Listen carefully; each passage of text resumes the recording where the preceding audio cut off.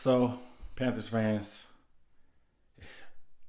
I just don't know what to say. I don't know what to say, man. They played the Seahawks today at home. It was a very bizarre game, and I just don't know what to say, man. Three losses in a row. Things have been crazy, man. What's going on? So in this video, I'm going to talk about what happened in the game today and how we should feel about the team going forward and the playoff hopes and the playoff chances and odds and all the good stuff. We're starting right now.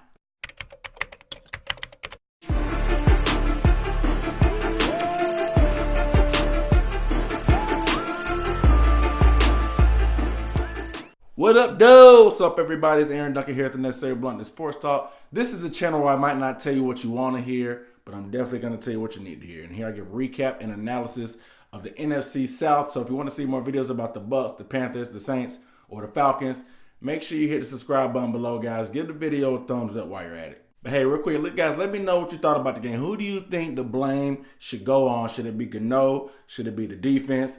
Do you blame Cam? Who do you want to blame? Rivera? There's a lot of blame to go around, but who do you blame the most for this loss today for Carolina? So coming into this game, we already knew it was a must-win game for the Panthers, but actually for both teams. I mean, the Panthers in the 5th wild card slot, and the Seahawks are at 5-5 in the hunt around there, and any type of win or loss in those bunch, they can make a move. The Panthers had lost 2 in a row. They had a leg up, unfortunately. Now they have faded back to the pack, so every win was crucial, and the game was pretty bizarre. I mean, it was probably the game of the day with the biggest playoff implications, but things kind of got crazy off the jump.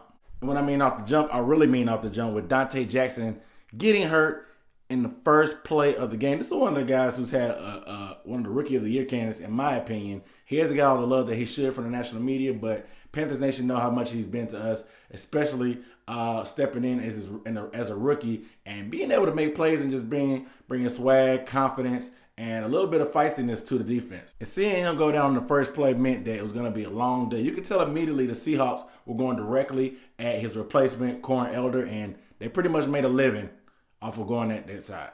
I will say the Panthers did a good job holding the #1 rushing offense in the NFL to almost half of what they normally do, but the Seahawks realized they couldn't get what they want on the ground, so they decided to pick on Corn Elder through the air, going away from their game plan, making the adjustments that sometimes we see the Panthers don't always do when it comes to their game plan during the game. And overall, for that, I would have to say the defense didn't play that bad. I'm not going to count Corn Elder because we didn't expect them to have to play.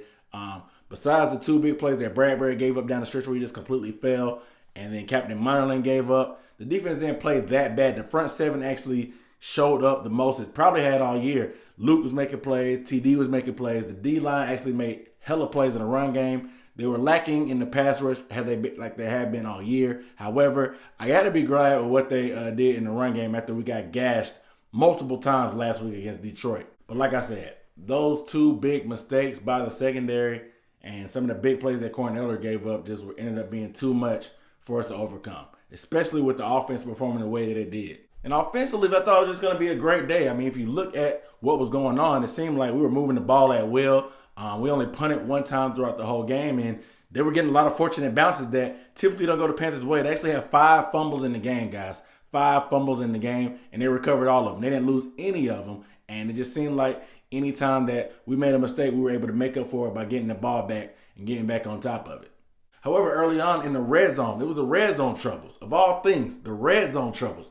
Cam Newton has been great all year in the red zone, and the red zone is what gave us trouble. My only theory is I actually have a great appreciation for Devin Funchess now. I wasn't a big Funchess fan, but seeing the ripple effect of him not being there really kind of handcuffed, I think, what we could do, and it just seemed like North Turner had a lack of creativity. I mean, I know Christian McCaffrey was doing a good job. He had over 220 all-purpose yards or whatever, and he did a good job of getting us into the red zone, but continue to give this man the ball in the red zone seems like beating our head against the wall, especially when a lot of times he's tired and there's a lot of stuff that he's limited with his lack of size. It's just baffling to me how a team can get to the red zone 7 times, you punt once. That means you're pretty much moving the ball all the way that you wanted to. You're doing everything you wanted to. And the 220 total rushing yards for the team actually showed that. But we go 3 for 7 in the red zone. That's not going to cut it. We turned it over on 4th down. I do, however, think that that first 4th down spot that they overturned should have been a first down.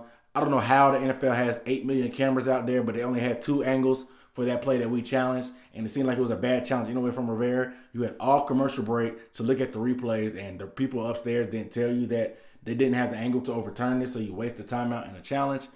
Granted, you want to give your team a chance anyway because early on in the game, but I just feel like Ron Rivera sometimes has to get out of his own head. Does he want to be Riverboat Ron and be aggressive?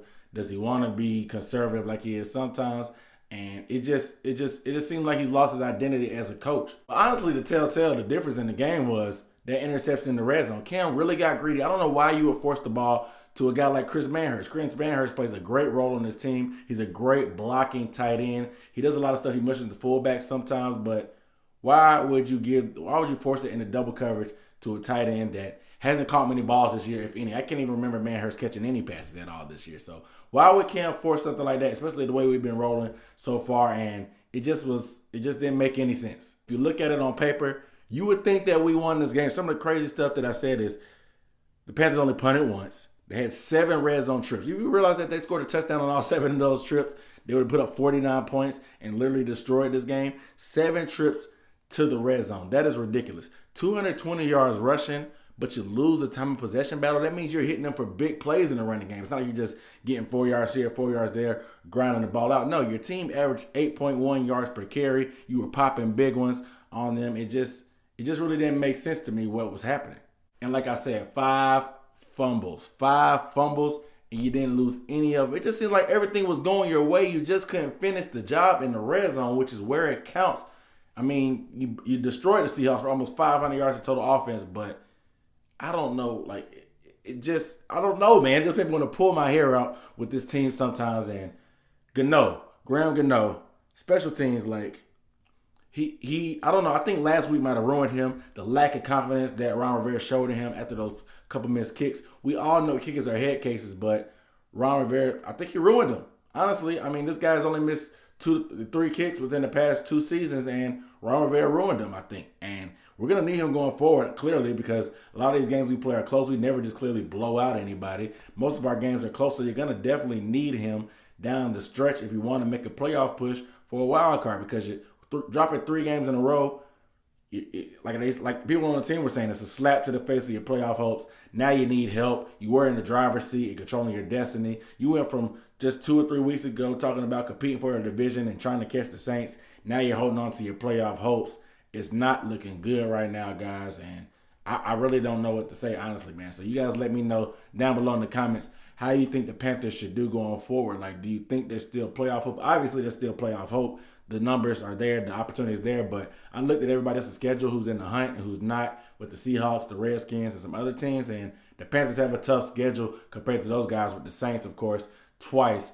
And it is what it is. This stretch right here, the Panthers were supposed to go 4-0 and pretty much secure the bag. They're 0-2 so far. They got to go to Tampa next week. Tampa's coming off a win. If you're not careful, Tampa will sneak up on you. It's a division game. You can never sleep on these games. So you guys let me know down below in the comments what you thought about the game and who you're most disappointed in. But without further ado, I'm Aaron Duckett signing off with the Necessary Bluntness Sports Talk. I'll see you next time.